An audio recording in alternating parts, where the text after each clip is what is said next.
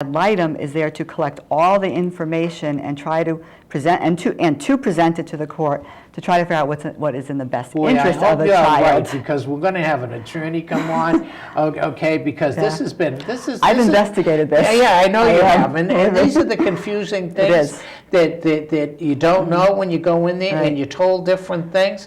See, and again, my understanding, and I'm going through a situation right now where the court has appointed an attorney for the child. Right. Okay, they appointed the attorney for the child, not a guardian ad litem. Two different things. This is okay. That's not what they said. I thought, because of my understanding, that was because I had gone through another case, and they didn't appoint. I asked for an attorney for the child, and I guess what the court did was they appointed a guardian ad litem, and not an attorney. And I thought that that's what, you know, I mean, I'm not an attorney, and I mean, I deal in civil rights. They can appoint one or both, but right. The guardian ad litem does not have to be an attorney. It does not, which is very, very interesting. It is. Okay, now the person you're talking about happens to be an attorney too, She happens to be an attorney. Yeah, doesn't always have to be. I recently sat in on a case just watching because I was waiting for my case to come up, where the guardian ad litem in the case was a local marriage and family therapist. Okay, see, again, I guess now I got my great audience out there. Father's trying to get informed on this too, because I've been in a situation in this court over. I have practiced as an advocate in 5 other states in the United States, including right across the border in Massachusetts. Right. And the reason I did it all on civil rights stuff and criminal stuff because of my background. As a jailhouse lawyer, for those when I was young and I was incarcerated, I got myself into learning civil rights stuff and everything. So I advocated in. I've advocated in 5 other states in almost all criminal, and then I've done a couple of divorces, which. You know, I did paralegal stuff, so I know how to do them. So I've done a couple of divorces. I never did family court until here. And then when I did family court, I had a case that was, actually, I came at it from a civil rights perspective because of the American Disability Act and stuff like that. The individual was really, they violated all the rights of this particular individual, and she was going through the custody trying to get parental rights. And I was told in the court, I was told by a judge that you can't, number one, you had to be a lawyer. Even to be a guardian ad litem, okay, and that's what in Connecticut, that's what I was, and I was told this by a judge. And there's differences here. They say guardian ad litem, then there's a guardian, a conservator, advocate. Right. But you don't have to be an attorney here for any of those. No. They might like to keep it all in the family locally, but you don't have to be. Well, that was my argument when I went before the court, and the judge recused herself because I got into it. She's going to lock me up, and I basically said, well, and I told her, I said, I've been in 5 other states in my lifetime, and nobody ever told me to be an advocate, to be these things, that you had to be an attorney. You could be a friend of the court. I said, so I'm going to, no matter what, you can do what you want to me, then we're going to take it to federal court on a civil rights issue and stuff like that. Well, she did get out of the way, and then we proceeded. It's a whole story that'll take several weeks to discuss because it took over a year to deal with the other individuals, right? But it was interesting, and it still is interesting as I went through that you don't know, and this is what we're going to hopefully clear up and it's taken me years to figure all of this out and to figure out where decisions were made about our lives that were wrong, were uncivil, were unconstitutional. It's a lot of Well, a lot of investigating I had to do to learn this stuff. the key and the reason the reason I had you on the opening show is because I know you've gone through a tremendous amount. You're almost an attorney, for crying out loud, for your own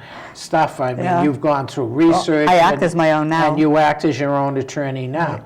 And that's why I was, I wanted you to be on the opening show so that I could tell my audience this is the theme,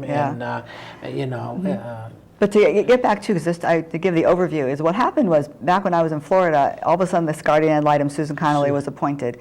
And even though we had everything in place to come back here and protect Randy and finish all the evaluations and figure out what to do, she said, almost, and I quote, I can't remember that far ago, meaning her personally, unilaterally, even though everybody else involved accepted what we had decided, she was not going to accept this decision. She was not going to accept the negotiation that we had decided upon. She was not going to accept what we had put in place, and she was not going to accept anything until I signed the document that said I had made all this up and I had lied and I was going to accept full responsibility.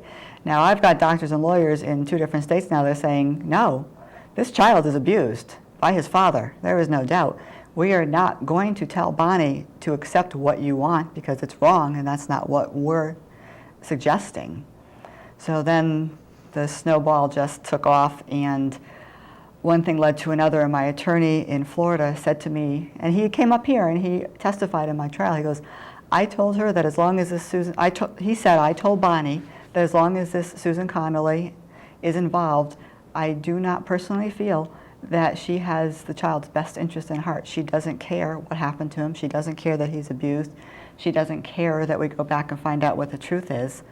And that if Bonnie goes back now, her son is going to be put in a very dangerous situation. And he came here and testified to that. Afterwards, okay. In my trial. So what happens is also in between, I left for 5 years to protect my son. I was gone. To protect your son. That's one of the things we want to get on there. Yeah. In between then and that situation, you left. You chose.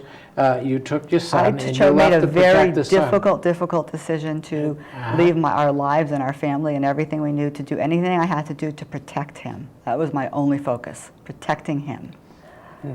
That was it. And you were gone, for 5 years. 5 years, okay. yes. You were gone for 5 years. Okay, and of course you come back. I came back. You came back. You're here. Yeah, okay, you've been here for some time, and then and as you alluded to, you ended up having a trial. I was arrested. I was arrested not by the federal government. The federal government dropped all the charges against me. There was no I know there was charges. stuff in the papers that people think that you were arrested by the feds. Nope, they dropped them immediately before I even came back to Connecticut. Yeah, right. While I was still in Florida, I was arrested and tried for custodial interference. Period. Custodial interference is not, that's not an abusive situation to child or anything else like that. It has to do between you and the other. Going against the visitation agreement is really what it comes down to. Agreement, right? Okay. Yeah. And so. And in a 9-month house arrest and a 6-week trial, which is a very long trial for custodial interference, I was found not guilty. Right. Everybody came and testified that, yes, there were 38 reports of abuse that were proven because the people that they were reported to, the local police, the state police, DCF, the doctors, the attorneys, the child psychologists, 5 different psychologists came and testified, before she left, her and the child separately and together reported abuse, asked for help. Even a judge, local judge, Judge Solomon, I forgot how he put it, it's not even funny, but he said, hell, she even called me twice for help. So, I proved that I tried to go through the system. I used every part of the system that I was supposed to use. I was supposed to use. And basically what happened, you were found not guilty. Not guilty of custodial interference. Of custodial interference. So now you have you're not in violation of any laws, you're not guilty, and everything's hunky-dory, right? Should be. But it isn't. But it's not. And it never has been since, that's how many years ago? That was 2003. 2003. Right. And my you were attorney, supposed to have... I was supposed to have visitation, Well, not right? invitation, I was supposed to have my son You back. were I supposed to have wasn't your found son- guilty of anything. Right, and And in